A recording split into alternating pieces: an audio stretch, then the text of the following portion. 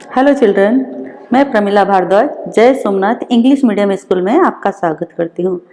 आज standard 10th subject Sanskrit और chapter 12 पढ़ेंगे हम। चैप्टर 12 है कली काल सर्वज्ञों हेमचंद्राचार्य। बाद में पढ़ें उससे सबसे पहले जरूरी ये है कि हम इसका मतलब समझे। कली काल, कालीन समय, उस समय के सर्वज्ञ यानी सब कुछ जानने वाले, सारा नॉलेज था उनको, हेमचंद्राचार्य। तो हेमचंद्राचार्य के बारे में लिखा गया है और वो उस समय के बहुत होशियार व्यक्ति थे और इसीलिए कली काल सर्वज्ञ हेमचंद्राचार्य यहाँ हेडिंग दिया गया है। पहले हम ग्लोसरी पढ़ेंगे, उसके बाद हम लेसन चालू करेंगे। ग्रंथागार यानी कि लाइब्रेरी, पुस्तकालय भी बोलते हैं। कोश ग्रंथ यानी डिक्शनरी। शताब्दी यानी सेंचुरी।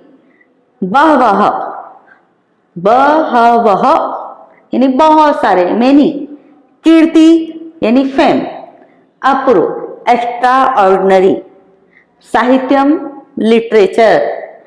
प्राप्त रिसीव्ड। ग्रंथ यानी बुक। सूर्यवत यानी सूर्य के जैसे, लाइक द सन।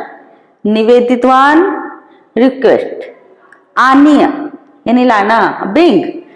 प्रेरिता इंस्पायर्ड। लब्धजनिह जन्म लेना, गॉट बर्थ। धनस्य स्वामित्वम यानी धन का मालिक होना, द ओनरशिप रिचेस। करणीयम करना चाहिए, शुड बी डन। रचितवंतः कंपोज्ड यानी बनाया, रचना की। निवेदितवान यानी प्रार्थना की, रिक्वेस्टेड। अब यहां देखो कंपाउंड है।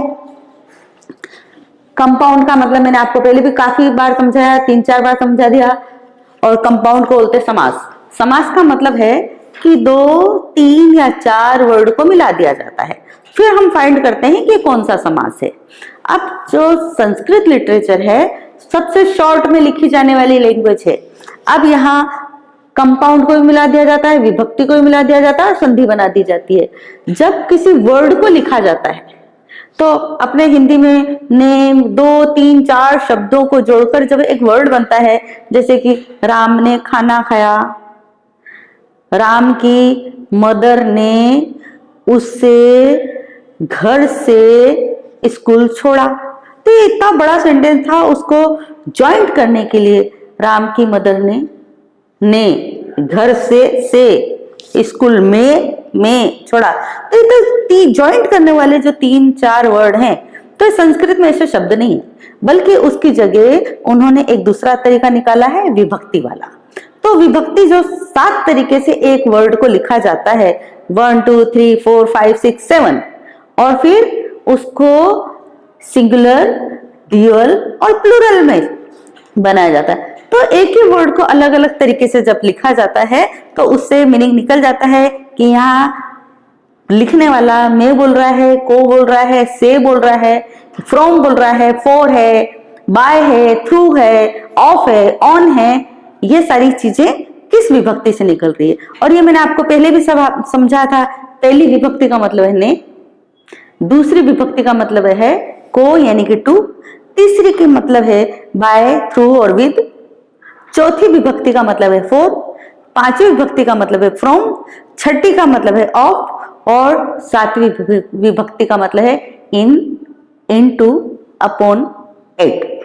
ये मतलब है, ये शॉर्ट विभक्ति का। और उसी के थ्रू हमें पता चलना चाहिए कि हमारा सेंटेंस का ट्रांसलेशन कहाँ और क्या निकलेगा। और इसके लिए जरूरी है कि आप विभक्ति पढ़ो। ये मैंने आपको पहले समझा दिया था। अब आ रहे हैं हम कंपाउंड पे। मैंने बोला कंपाउंड के लिए भी 2-3 वर्ड को मिला दिया जाता है। अब यहाँ जो कंपाउंड है, हमारे 2 कंपाउंड है, तत्पुरुष समाज और बहुव्रीहि समाज। बहुव्रीहि समाज में डायरेक्ट नहीं बोल के इनडायरेक्ट कहा जाता है, वहां बहुव्रीहि समाज होता है। और तत्पुरुष समाज की अगर बात की जाए तो मैंने अभी जो विभक्ति का मीनिंग बताया आपको 1 to से लेकर 7 तक, 1 to 7, तो जो उसका विभक्ति का मीनिंग निकलता है, जब किसी 2 या 3 वर्ड को जोड़ने पर जो भी लेटर आता है वही विभक्ति हमारी होती है। जैसे कि देखो यहाँ क्या है, मालव विजयम, यानी कि शब्द का मीनिंग क्या निकलेगा, मालव की विजय, की, मालव की विजय, यानी कि की हो, का हो या के हो, जब ये तीनों लेटर किसी वर्ड को ज्वाइंट करते हैं तो छठे नंबर पे आता है, वो छठे नंबर की विभक्ति है, इसलिए यहां है षष्ठी तत्पुरुष समास। अब यहां है ग्रंथागारः, ग्रंथ यानी बुक, आगार यानी रखने की जगह, तो पुस्तक की जगह या पुस्तक का घर यानी पुस्तकालय, आलय का मतलब भी घर होता है, तो पुस्तक का आलय, बीच में का शब्द आया, इसलिए यहां भी षष्ठी तत्पुरुष समास। यहां है अनुपमा, यानी जिसकी किसी से कंपैरिजन नहीं की जा सके, वो जिसकी किसी से तुलना नहीं की जा सकती है, यानी कि इनडायरेक्ट कहा है, तो यहां है बहुब्रीहि समास। विचार पथम, विचार का रास्ता, का आया, इसलिए फिर यहां षष्ठी तत्पुरुष समास। लब्ध जनी हो, यहाँ हेमचंद्राचार्य की बात की जा रही है कि हेमचंद्राचार्य ने वहां जन्म लिया था, तो इसलिए इनडायरेक्ट बात की गई, इसलिए यहां भी बहुब्रीहि समास। अब संधि पे आते हैं, यहां पे हम यहां से चालू करेंगे। समग्रे अपि, आप जब संस्कृत पढ़ा है आपने तो आपने देखा होगा कि सेंटेंस के बीच में कभी भी वॉवेल नहीं लिखे जाते हैं, वो मात्रा के रूप में लिखे जाते हैं, या अगर आता है तो आधा कर दिया जाता है। तो यहाँ देखो समग्र अपि अलग अलग है तो लिखा हुआ है, लेकिन जब हम इसको संधि करेंगे तो देखो क्या लिखा है, समग्र तो वैसा का वैसे ही, और अ को ये आधा कर दिया है। आप जब इसकी रीडिंग करते हो तो ड पढ़ते हो, लेकिन ये ड नहीं है, अ है, जो कि अ बोलने में हमें जितना टाइम लगाना चाहिए उससे आधा टाइम इसमें लगेगा समग्रे अपि, ठीक है, समग्रेपि नहीं, समग्रे अपि, यानी अ पढ़ेंगे हम, लेकिन हम ये भी नहीं पढ़ेंगे समग्रे अपि, ये भी नहीं पढ़ेंगे, हम यहां पढ़ेंगे समग्रे अपि, लेकिन यहां नहीं पढ़ना है हमें समग्रे अपि, बिल्कुल नहीं, समग्रेपि भी नहीं, बल्कि हमारा आएगा समग्रेपि, यानी अ जब हम पढ़ें तो उसके लिए हमें अ बोलने में जितना टाइम चाहिए उससे आधा टाइम हमें यहाँ लगाना है। यहां देखो बव अनुपमा, विसर्ग के पहले कोई मात्रा नहीं है, यानी एंडिंग अ है, पीछे भी अ है, इसलिए विसर्ग के पहले भी अ प्रोनाउंसिएशन हो, बाद में भी अ प्रोनाउंसिएशन हो, तो विसर्ग का ओ बनता है। ये देखो, ये विसर्ग का ओ बना, और ये अ आधा हो गया, ये देखो। यहां देखते, भोजस्य अस्ति, यह पूरा है, अब है, अ तो हमें लिखना नहीं है, और चूंकि ये लेटर पूरा है तो अब हम क्या करेंगे, तो इस य में अ को मात्रा के रूप में लगा देंगे, तो यापी हो जाएगा, भोजस्यापि। अब ये चीज और इस चीज की कंपैरिजन करते हैं। यहां आपको मैंने बताया कि य में अ मिला दिया तो या बनेगा, तो आपके दिमाग में आएगा कि टीचर ने तो यहां कुछ और बताया था, यहां कुछ और बताया था। देखो यह कंप्लीट है, पूरा लेटर है, तो य में हम अ मिलाएंगे तो या बनेगा। अब यहां देखो ये समग्र लिखा है, यानी कि ग में एक ही मात्रा है, एक मात्रा उसमें ऑलरेडी है, तो दूसरी मात्रा हम कैसे लगा सकते हैं, अगर अ को हम एक लाइन बना दें, क्योंकि अ का आ बनेगा तो यहाँ ग्रो हो जाएगा, ग्रो हमें नहीं बनाना है। अगर लेटर आधा है तो हम उसे कंप्लीट करेंगे, और अगर पूरा है और अ बनाएंगे तो उसको आ बनाएंगे। अब यहाँ पे कीर्तिहा भवेत, तो कीर्तिहा भवेत शब्द जो है, अब विसर्ग के पहले अगर ई की मात्रा आती है, विसर्ग के पहले ई की मात्रा हो, ऊ की मात्रा हो या ए की मात्रा हो, तो विसर्ग का र बनता है, और वो भी उसके आगे वाले लेटर के ऊपर जाएगा। वापस से सुनो, अगर किसी शब्द के पहले यानी विभक्ति के पहले अगर कोई मात्रा है, कौन सी मात्रा, ई की मात्रा, ऊ की मात्रा और ए की मात्रा, तो उसका र बनेगा। और जब भी संधि में लेटर बनते हैं तो आधे बनते हैं, पूरे नहीं बनते हैं, ये हमें ध्यान रखना है। तो र आधा बना, तो र को हम कहाँ लिखेंगे, ये देखो, ये विसर्ग का जो र बना, तो हमने क्या करा, उसको यहां लिखा, तो हमारा क्या बना, कीर्तिः भवेत्, कीर्ति भवेत्। विसर्ग हट जाएगा, जब विसर्ग का कोई लेटर बनेगा तो विसर्ग हट जाएगा, और विसर्ग के पहले अगर कोई मात्रा है ई की, ऊ की, ए की या ओ की, तो उसका र बनेगा। अब ये हमारा कंप्लीट हो गया। अब हम लेसन चालू करते हैं। कली काल सर्वज्ञ हेमचंद्राचार्य। तो हेमचंद्राचार्य के बारे में हमें बताया गया है। तो हेमचंद्राचार्य गुजरात संस्कृत साहित्य में इनका बहुत नाम है, बहुत प्रसिद्ध है। और ये 1145 में इनका जन्म हुआ था, कार्तिक पूर्णिमा के दिन। कार्तिक का महीना था, पूर्णिमा का दिन था। अहमदाबाद जिले में एक धंधुका गांव है, वहां पर इनका जन्म हुआ था। और जब इनका जन्म हुआ तो इनका नाम चंगदेव रखा गया था। लेकिन जब ये 8 वर्ष के हुए तो खंभात में देवचंद्र सूर्य महाराज जो थे, उनसे इन्होंने दीक्षा ले ली। 8 वर्ष के जब हुए तो खंभात में देवचंद्र सूर्य से इन्होंने दीक्षा ली, अर्थात उन्हें अपना गुरु बनाया। और उस तब उनका नाम चंगदेव से चेंज करके सोमचंद्र रख दिया गया। और जब ये 21 साल के हुए तो इन्होंने अध्ययन करा, पढ़ने में बहुत होशियार थे, तो इन्हें सूर्य पद मिल गया, अर्थात उन्हें सूर्य की डिग्री मिल गई। और पढ़ने में बहुत ज्यादा होशियार थे, इसलिए इन्होंने अलग अलग एजुकेशन डिपार्टमेंट में पढ़ाने का काम भी करा और अध्ययन का काम भी करा। और ज्ञान के विस्तार के कारण, चूंकि इनका नॉलेज बहुत ज्यादा था, बहुत ज्ञानी थे, 21 साल की अवस्था में इन्हें सूर्य पद मिल गया था। तो उस समय इनका नाम हेमचंद्राचार्य सूर्य रख दिया गया, हेमचंद्र सूर्य रख दिया गया, क्योंकि डिग्री तो आगे लगानी थी, इसलिए सूर्य रख दिया गया। और चूंकि इनका नॉलेज बहुत ज्यादा था, इसलिए उस समय सबसे होशियार माने जाते थे, इसलिए इन्हें कहा गया कली काल सर्वज्ञों, यानी उस समय के सबसे होशियार व्यक्ति। अब एक बार हुआ क्या कि राजा सिद्धराज जो थे, उन्होंने मालवा में राजा भोज के ऊपर आक्रमण किया। और जब आक्रमण किया तो वहां की सारी संपत्ति उन्हें मिल गई। वो हार गए सामने वाले, और इन्हें सारी संपत्ति मिल गई। और सारी संपत्ति के साथ साथ इन्हें वहां की लाइब्रेरी भी मिल गई। और जब वो लाइब्रेरी वहां मिली तो इन्हें ऐसा ज्ञान हुआ कि वहां जो राजा भोज थे, उन्होंने जो व्याकरण लिखी थी, उसके कारण वो बहुत फेमस हो गए थे। तो ये भी चाहते थे फेमस होना, तो फेमस होना चाहते थे, ये तो बात की बात है। लेकिन उसके पहले ये हुआ कि जब वहां से वो विजय प्राप्त करके आ रहे थे, यानी कि सारा धन लेकर आ रहे थे, और युद्ध में विजय प्राप्त करना कोई हंसी खेल तो था नहीं, तो जब विजय प्राप्त करके आए तो उनके स्वागत के लिए एक पूरा पढ़े लिखे, होशियार, ज्ञानी, पंडित लोगों का पूरा दल था, ग्रुप था, जो उनके स्वागत के लिए तैयार था। लेकिन उन स्वागत की जो लीडरशिप कर रहे थे वो हेमचंद्राचार्य थे। अब जब वो वहां से ये सिद्धराज जयसिंह जब वहां से विजय प्राप्त करके आए, तो आने के बाद उनके दिमाग में ये बात आई, क्या बात आई? कीर्ति यस्य सह जीवति, जिसने अच्छे काम किए हों, जो प्रसिद्ध हो अच्छे कर्म से, वो हमेशा जिंदा रहता है मरने के बाद ही। तो मैं ऐसा क्या करूं कि मैं भी लंबे समय तक अमर हो जाऊं, प्रसिद्ध हो जाऊं। और उनके दिमाग में ये बात भी आई कि भोज जो थे, उन्होंने एक भोज व्याकरण जो लिखी, उसके कारण वो बहुत फेमस हो गए। लेकिन मैं तो उतना फेमस नहीं हुआ, तो मुझे ऐसा कुछ करना चाहिए कि जिससे मैं प्रसिद्ध हो सकूं। तो हेमचंद्राचार्य उस टाइम बहुत ज्ञानी व्यक्ति थे, तो वो उनके पास जाते हैं और उनसे बोलते हैं कि भाई, ये भोज तो अपनी भोज व्याकरण से बहुत प्रसिद्ध हो गए हैं, तो हमें भी कुछ ऐसा करना चाहिए, आप भी एक ऐसे व्याकरण की रचना करो जिससे कि आप भी अमर हो जाओ, मैं भी अमर हो जाऊं।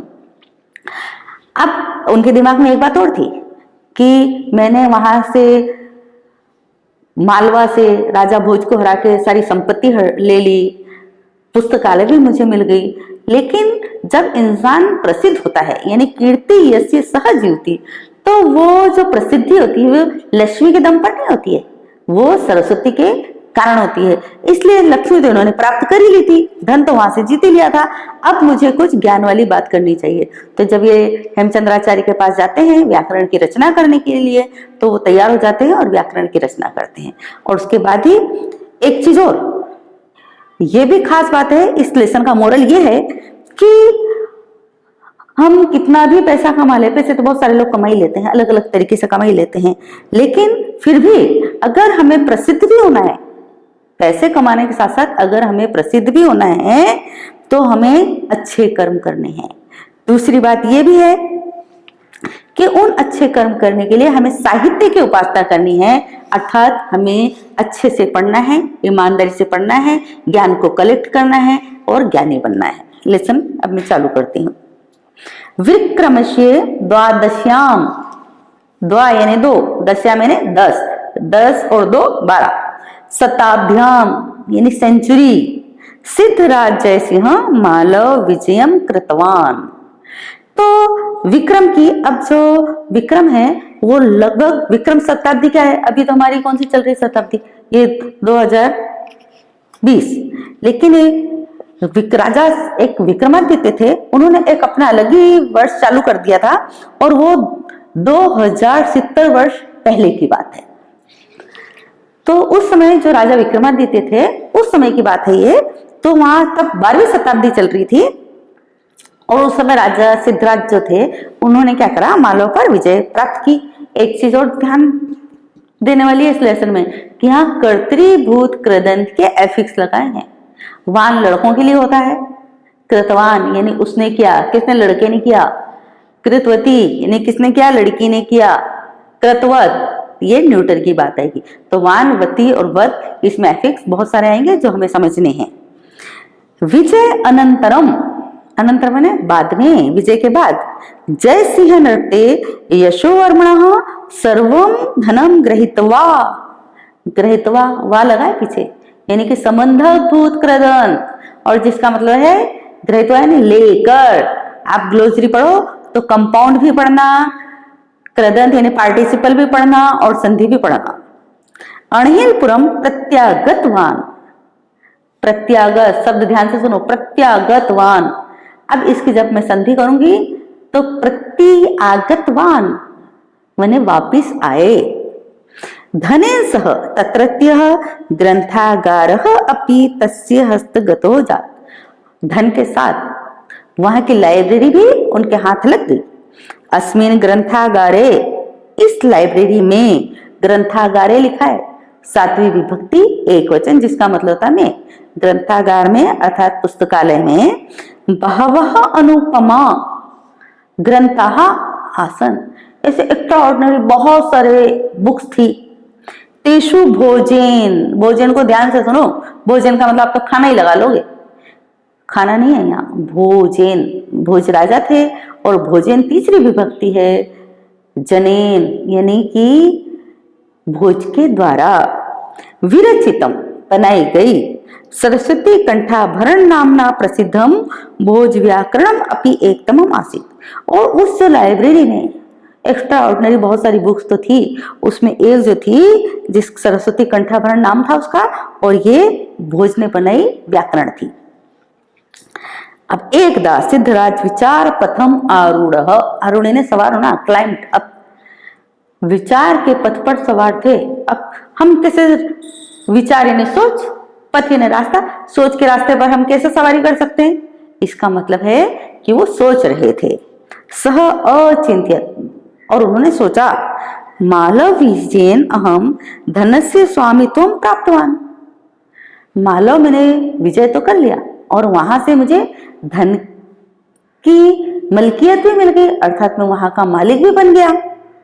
तस्य ग्रंथागारः अपि मया प्राप्तः, और वहां की लाइब्रेरी भी मुझे मिल गई। परंतु भोज व्याकरण भोजस्य यादृशी कीर्ति वर्तते, लेकिन भोज व्याकरण से भोज की जैसी कीर्ति हुई है, जिस प्रकार वो प्रसिद्ध हुए हैं, तादृशी कीर्ति मया न प्राप्ता, वैसी प्रसिद्धि मुझे नहीं मिली। अतः एतादृशम किम अपि करणीयम, तो फिर मुझे ऐसा क्या करना चाहिए, यम लिखा है। अब मैंने बोला है ग्लोसरी में पार्टिसिपल कंपल्सरी पढ़ना, करणीयम लिखा है यानी करना चाहिए। यहाँ विद्यार्थ है, पोटेंशियल मूड है, जिसका मतलब है शुड या मस्ट।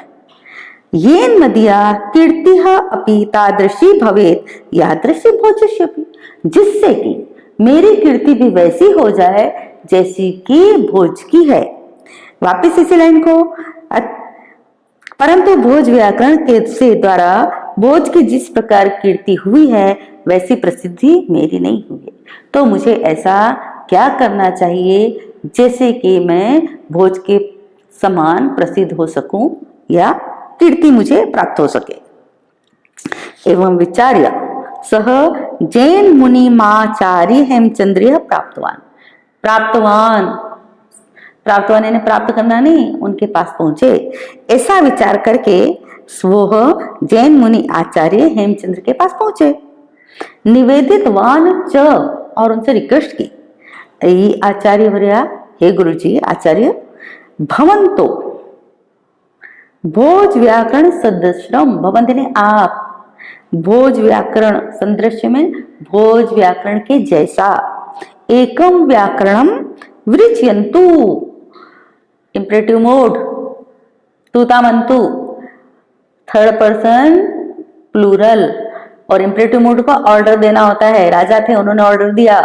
क्या ऑर्डर दिया कि हे गुरुजी, हे आचार्य, आपको भी भोज व्याकरण के, आप भी भोज व्याकरण के जैसा एक ग्रंथ बनाओ या उसकी रचना करो।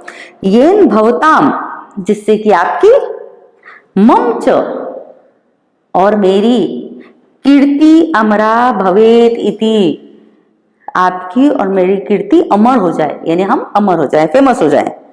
जय सिद्धराज जय सिंहस्य निवेदेन प्रेरिता हेमचंद्राचार्य एकम पूर्वम, शब्द देखो ध्यान से सुनो, एकम पूर्वम लिखा है, एकम पूर्वम, तो एक पहले नहीं, ये गलत होगा, हम संधि करेंगे, एकम अपूर्वम, ऐसा पहले नहीं था। व्याकरण ग्रंथम रचितवंत। तो सिद्धराज जैसी के निवेदन से प्रेरित हुए, इंस्पायर हुए और हेमचंद्राचार्य ने एक ऐसे ग्रंथ की रचना की जो पहले नहीं था। सह सिद्ध हेम व्याकरणम इति नामना प्रसिद्ध अस्ति, और ये सिद्ध हेम व्याकरण के नाम से फेमस हुआ। अस्मिन अष्टोह अध्यायाः सन्ति, अध्यायाः लिखा है, अध्याय क्यों नहीं लिखा, क्योंकि जनः जनौ जनाः, अगर अध्याय लिखा होता तो सिंगुलर होता, अध्यायो लिखा होता तो ड्यूअल होता, अध्याय है इसलिए प्लूरल है। तो 8 चैप्टर थे इसलिए बहुवचन में बात गई कि अस्मिन अष्टो अध्यायाः सन्ति, इसमें 8 चैप्टर थे। तेषु प्रारंभिकेषु 6 अध्यायसु, और उसके शुरुआत के जो 6 चैप्टर थे संस्कृत भाषाया, संस्कृत के 6 चैप्टर थे शुरुआत के, वो संस्कृत भाषा में लिखे गए। अंतिमः दयो, और लास्ट के 2 चैप्टर जो थे प्राकृतिक भाषाणाम च व्याकरणम अस्ति, प्राकृतिक भाषा की व्याकरण में लिखा गया था। अब प्राकृतिक भाषा क्या है?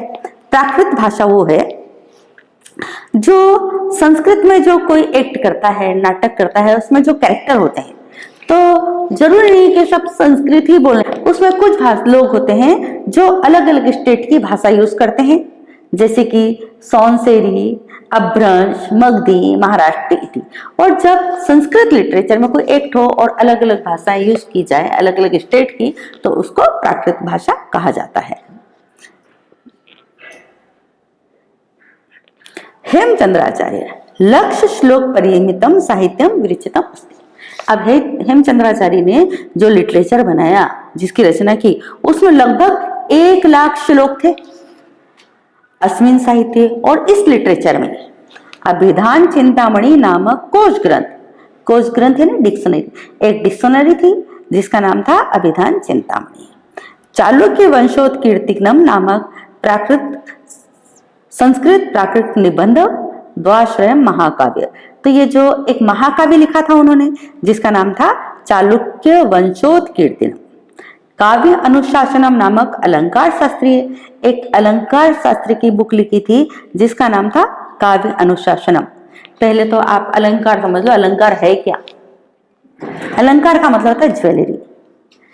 निश्चित रूप से हम तो ज्वेलरी या एक्सेसरी, जो जेंट्स की भी होती है, जैसे बेल्ट होता है, और भी आप लोगों को पता ही है लड़के लोगों की क्या एक्सेसरी होती है, वॉच होती है, लेकिन लड़कियों की तो ज्वेलरी तो अनलिमिटेड होती है। हम सिंपल रहे तब की बात अलग है, लेकिन अगर किसी महिला ने ज्वेलरी धारण कर ली हो तो उसकी सुंदरता कई गुना ज्यादा बढ़ जाती है। तो आपको ये बात तो समझ में आई गई कि अलंकार और ज्वेलरी अगर हम धारण करें या पहने तो सुंदरता में वृद्धि होती है। अब समझना ये है कि वो अलंकार लिटरेचर में कैसा है। अब हम किताब को या लिटरेचर को कैसे ज्वेलरी पहना सकते हैं, तो ये संस्कृत या लिटरेचर है, चाहे गुजराती लिटरेचर हो चाहे हिंदी लिटरेचर हो, जब राइटर उसमें छंद, अनुप्रास और अलंकार डालता है तो उसकी जो पढ़ने की सुंदरता है या उसमें जो पढ़ने का रस है वो कुछ अलग ही हो जाता है। अब अलंकार है, बहुत सारे अलंकार है इसमें, उपमा अलंकार है, फिर शब्दानुप्रास अलंकार है, वर्णानुप्रास अलंकार है, ऐसे बहुत सारे अलंकार हैं जो जब हम लिटरेचर में उसको पढ़ते हैं या उसमें लिटरेचर में उसका समावेश किया जाता है तो सुंदरता उसकी बढ़ जाती है। एक ही शब्द की बार बार आवृत्ति की जाए, बार बार शब्द को रिपीट किया जाए तो वहां शब्दानुप्रास होता है। एक ही लेटर को बार बार रिपीट किया जाए तो वहां वर्णानुप्रास होता है, क्योंकि वर्ण का मतलब ही होता है लेटर होता है। चाचा ने चाची को चांदनी चौक में चांदी के चम्मच से चटनी चटाई, तो ये अलंकार हैं जब लिटरेचर में डाले जाते हैं तो बहुत पढ़ने में आनंद होता है, और पढ़ने वाले जिसको लिटरेचर में मजा आती है पढ़ने में उसको तो कुछ ज्यादा ही मजा आ जाती है। तो ये है अलंकार। उसके बाद है छंदो अनुप्रास अचित्यादि नाम बहुनाम ग्रंथानाम समावेश भवति। गुर्जर प्रदेशे लब्ध जनिरयम जन्म लेने वाले हेमचंद्राचार्य न केवल गुर्जर प्रांते अपि तो समग्रे अपि संस्कृत साहित्य आकाशे सूर्योत प्रकाशते।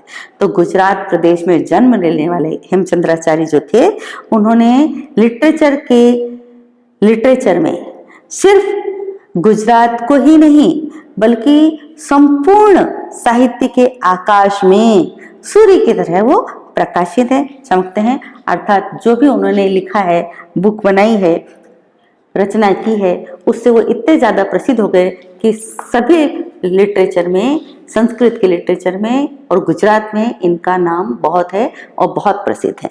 इसके साथ ही देखो आपको सारा PDF मिल जाएगा,